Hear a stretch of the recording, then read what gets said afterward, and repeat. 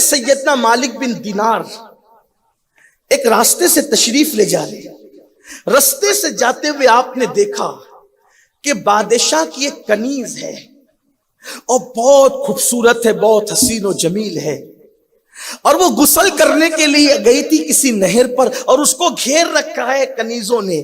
اتنی قیمتی تھی وہ کنیز کہ اس کی خدمت پر کنیز معمور تھی، شاہی کنیز تھی۔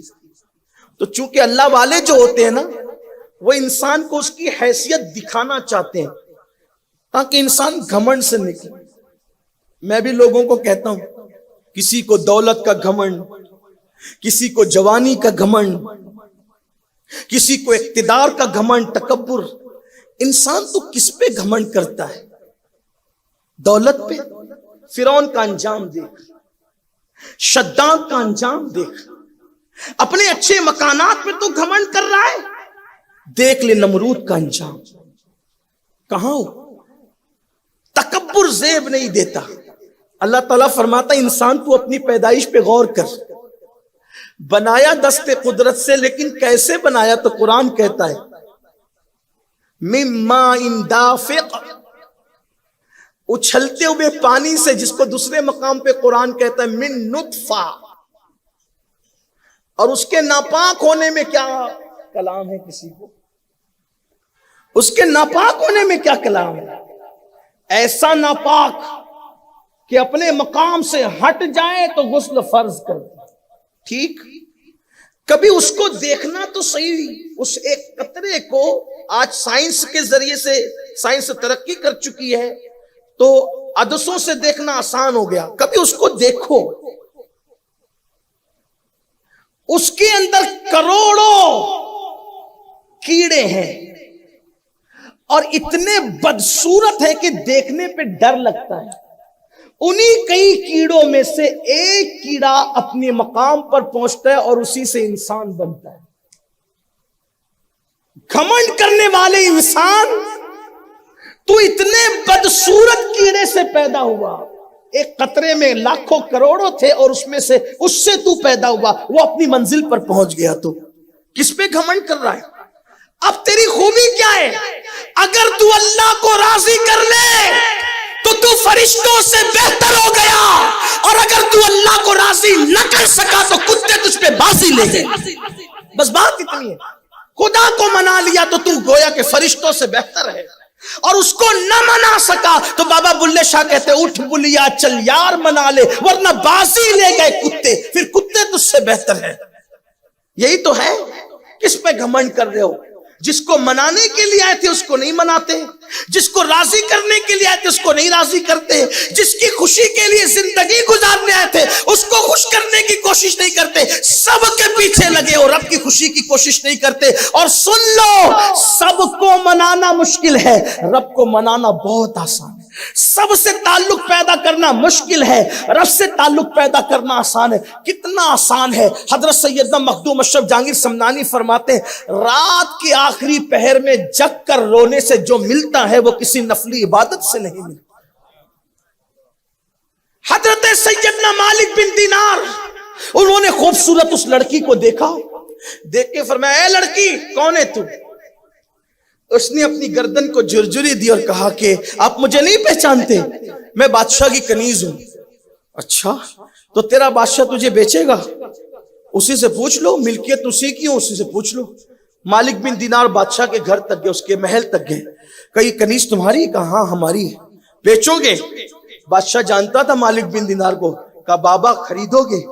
کہا ہاں خریدنے آئے، بیچو گے؟ کتنے میں لوگ؟ کہا تم کو تمہاری امانت ہے، تمہاری چیز ہے، کتنے میں بیچو گے؟ کہا نہیں حضرت آپ خریدنے آئے تو پھر سودا تو آپ ہی کریں گے نا، بولیے کتنے میں لوگے؟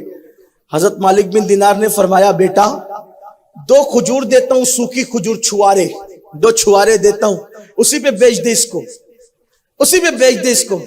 مالک بن دینار نے جب یہ کہا نا 2 سوکھے چھوارے پر، 2 سوکھے چھوارے پر 2 سوکھی کھجور پر اس کنیز کو میرے ہاتھوں بیچ دے، زور سے ہنسا، کہا حضرت اتنی خوبصورت کنیز 2 چھوارے پر، آپ کو ہو کیا گیا ہے؟ فرمایا بیٹا میں نے بہت مہنگی مانگ لیا، کیونکہ اس میں عیب ہے، عیب اب دیکھو حسن والوں میں عیب کیا ہے، مالک بن دینار بیان کر، لوگ جو پیچھے پڑے ہیں نا، حسن لافانی کو چھوڑ کر فانی ہونے والے حسن کی طرف یہ اللہ والا بتا رہا ہے. سفید چمڑی کے پجاریوں کو بتا رہا ہے یہ اللہ والا اصل حسن کیا ہے، حقائق کیا ہے. فرمایا میں نے بہت مہنگی مانگ لیا اس کو، یہ اتنی مہنگی نہیں ہے، اس میں تو عیب ہے. عیب کیا عیب ہے؟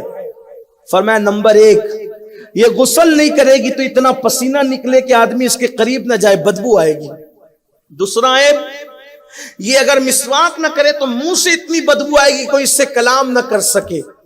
تیسرا عیب، اگر یہ مر گئی تو تجھے صدمہ دے جائے گی، اور اگر تو مر گیا تو یہ کسی اور کی ہو جائے گی. اس میں وفا نہیں ہے، بے وفائی ہے.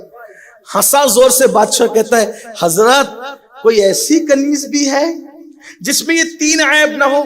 فرمایا ہاں وہ میرے پاس، وہ میرے پاس ہے. کہا وہ کون سی کنیز ہے؟ کہا اس کو غسل کی ضرورت بھی نہیں پڑتی، جتنا نہیں نہائے اتنا مہکتی جائے، اسے مسواک کی کوئی حاجت نہیں، اس کے منہ سے مشک کی خوشبو آتی ہے. اور اس میں یہ جو تیسرا ہے تیری کنیز میں، اس میں نہیں ہے، یعنی وہ خود بھی نہیں مرے گی اور جس کو مل جائے وہ بھی نہیں مرے گا. ایسی کون سی کنیز ہے جو نہ مرے اور جو مل جائے تو وہ بھی نہ مرے؟ فرمایا اسی کو جنت کی حور کہتے ہیں، اور وہ مومن کی کنیز ہے، اسی کو جنت کی حور کہتے ہیں. وہ کہا حضرت اس کی قیمت کیا ہے؟ اب میرے جوانوں دھیان سے سن، کیا پوچھا؟ اس کی قیمت کیا ہے؟ فرمایا بہت سستی ہے بیٹا وہ. کہا کیا؟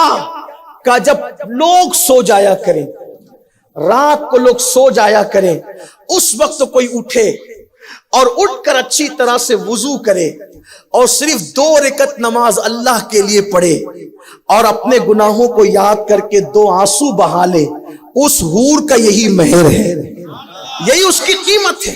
آپ مجھے بتائیں جب 2 رکعت پڑھنے پہ وہ حور ملے گی تو جہاں حور ہوگی وہیں تو تمہیں بھی پہنچایا جائے گا. تو 2 رکعت کسی کے جنتی بننے کے لیے کافی ہے، لیکن کوئی کر کے تو دیکھے. ہمارے پاس اس کے لیے ٹائم نہیں ہے. آؤ اپنی زندگی کا صحیح استعمال سیکھو، آؤ اپنے وقت کا صحیح استعمال سیکھو.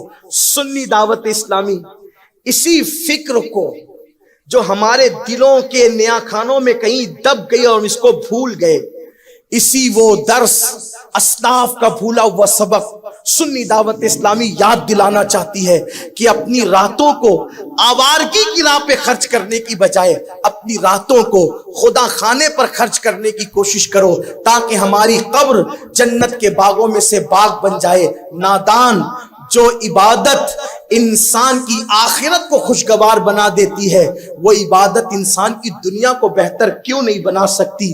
آئیے جس مقصد کے لیے پیدا ہوئے تھے اس مقصد کی طرف چلیں اور بھٹکے ہوئے آہو کو سوئے حرم لے چلنے کی کوشش کریں. اللہ ہم سب کو توفیق دے کہ ہم اپنے وقت کا صحیح استعمال کریں، اپنی زندگی کا صحیح استعمال کریں اور اپنی زندگی کو آخرت کے لیے گزاریں. گفتگو کے درمیان کوئی غلطی ہو تو اللہ معاف فرمائے. استغفر اللہ ربی من کل ذنب واتوب الیہ وما علینا الا البلاغ. السلام.